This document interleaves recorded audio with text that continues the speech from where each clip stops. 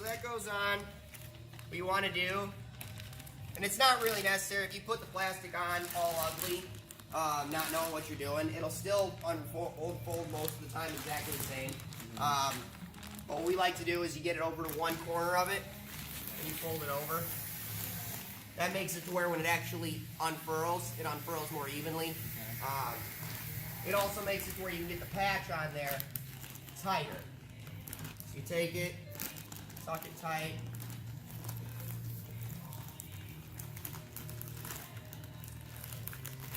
And this is for any size. This is for any size. This would be the normal operation for whatever it is that you're doing, because you want to protect your packer. You don't want to get it covered. If you don't put plastic over it, when you go to try to remove the packer is going to try to stick to the resin itself. So you want to put plastic on it so that when you do try to break away after it's already sealed to the pipe, you pull, the plastic breaks away. It only has a modest amount of actual stick to the plastic because it's just a flat surface. If it was on the rubber, it sort of seeps into the rubber and it holds, and then it's harder to pull it out when you're done. So that, again, you want to keep your packers clean because they are expensive. So.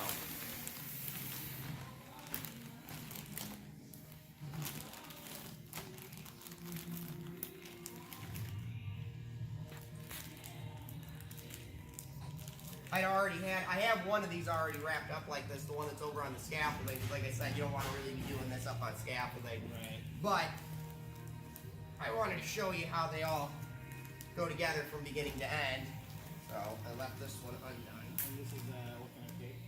This is it's called Sure tape, but it's literally just like electrical tape.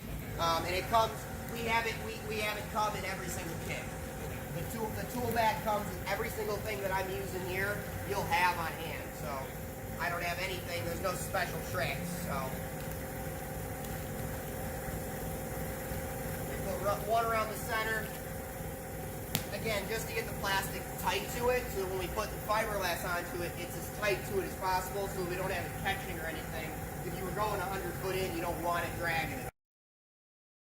So all of our packers connect by simply screwing it together.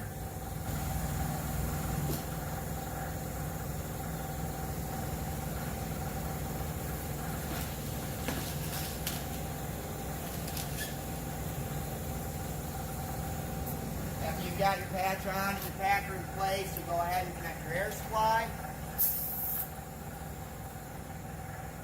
And then you'll use your pressure regulator to bring it up to pressure. You're going from 30 to 35 PSI.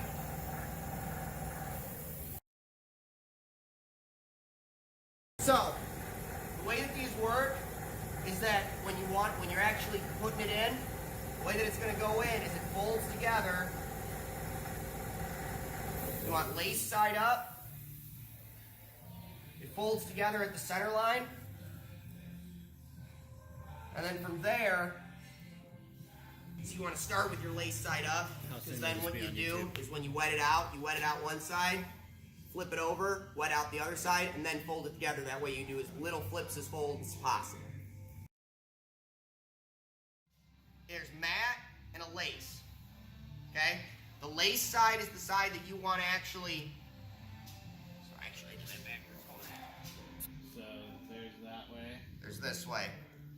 You want to be able to see the lace, is what you want. You don't want to see the mat. The mat's on the inside. Screw that out for a second.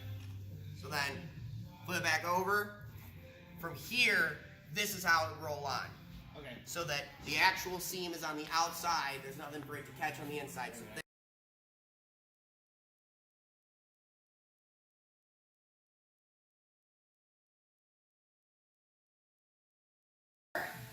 for this, on our instructions, I think it says mix for about a minute, but you can mix it for as little or as long as you'd like. It just eats up into your time. Really, it's not going for time, you're going for color.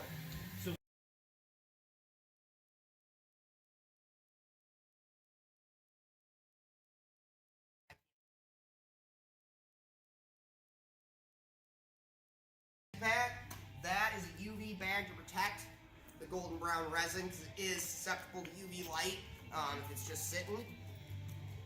Then all you do is just mix it up like that. working away from the corners because it has a tendency to have the golden brown bunch up in the corners and it won't mix as well. So you want to mix it on one end, flip it over, mix the other end. And you're going for a caramel color, pretty consistent throughout. Once it gets to that pretty much caramel color, if you have a little bit of a dark spot one place or another, the actual pressure of the patch will finish mixing it the rest of the way. Okay. So right now where we're at is almost pretty much done, which is about 30 seconds to a minute of mixing, which is why the 3-minute clock is ticking right now. So now that we've got that, slice open a corner of your bag. Again, we give you more resin than what you need, so don't be worried about running out. You won't.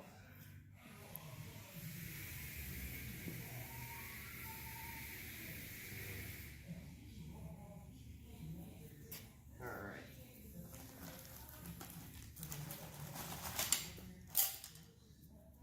And again, we give 2 trowels because we assume you're not going to be alone. You could do it alone, as I'm going to demonstrate, but Easier with 2. it's easier with 2. It's always easier with 2. Always bring, there's a reason they teach that buddy system in schools, you know, you gotta have a buddy.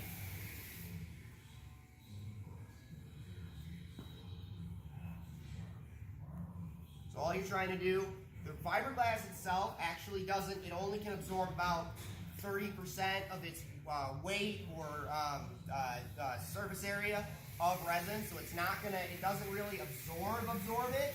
It just permeates that first layer. Okay. You want to make sure it just permeates the first layer. You have no dry spots. Once it's permeated the first layer, you can go ahead and flip and start on the other side.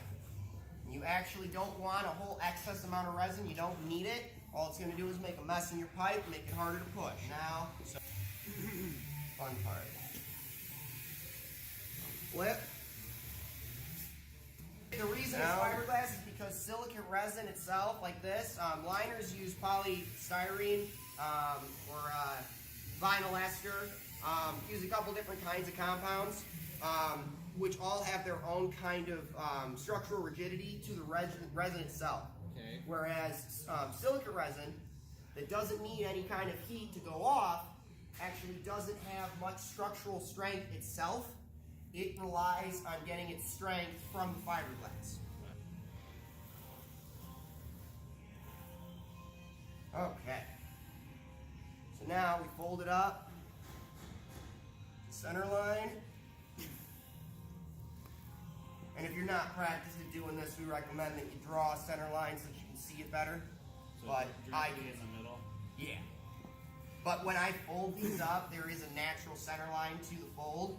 So you should be able to always see it. It should never not be there for you. But if it is, you know, sometimes it's easier to just draw. Alright. So now, flip it over like that one last time so that the seam is always on the outside. You always want to go for center. It doesn't have to be perfectly center. Most patches have lines drawn on them, or packers have lines drawn on them that'll show you where they stop inflating at, so they don't inflate all the way to one side or the other. But with such a small patch, we don't really have to worry about that. We always provide 6 zip ties because we don't know how far you're going to go in. We don't know what kind of pipe you're going into or how bad the bottom of it is. So if you really need to secure it, you've got enough zip ties to do it. But typically 2 or 3 is more than enough. We also provide wire. A lot of guys like to use wire. They've been using wire for years. I was taught using wire to start with. It just works better and it's faster in my opinion. So we provide you both. We provide you with 6 strands of wire long enough for whatever patches you're doing. So depending on the length of the patch, it'll be longer or shorter. We also provide the 6 zip ties if you prefer to go there. Might have to buy these zip ties or 2 zip ties as opposed to 1 zip tie. It's because these small ones are the ones that we know will break every time. And the longer you get, typically the thicker they get in a lot of instances, and we don't want that. So.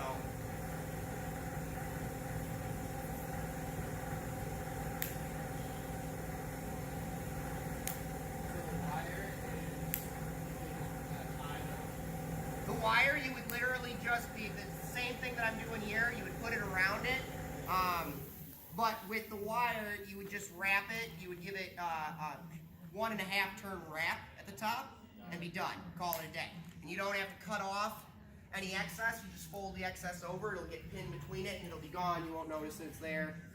No one will ever see it. So the problem with wire is that if you're more experienced with wire, you're better at doing it with wire.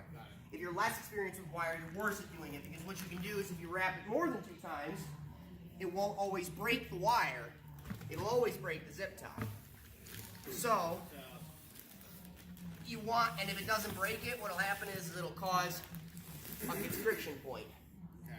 You know, it won't separate. Plug it in. So this has a regulator set on it. One little trick of the trade: always give it all the beans to start with. Don't start slow. Not with these, because what you want to do is you want it to pop those zip ties. Once you hear those zip ties pop, you can slow it down if you want to.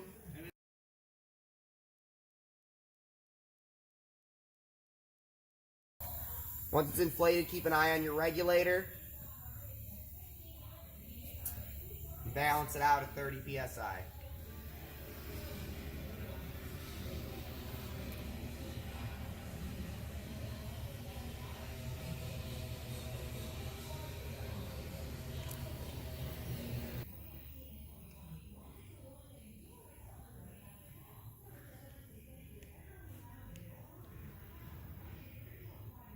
For a patch this size, it takes about 18 pounds to get it up to where you want it to be. 16 to 18.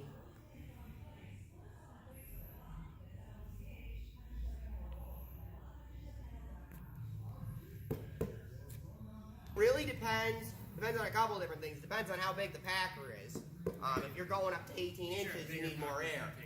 And then the distance. So if we're right here, it's plugged right into the packer. If you have to get that air down to where, if you're using a 1/4 inch line, then it takes time. Typically, if you're not inflated within 5 minutes, there's normally something wrong. No matter how far it is, you should be inflated within 5 minutes.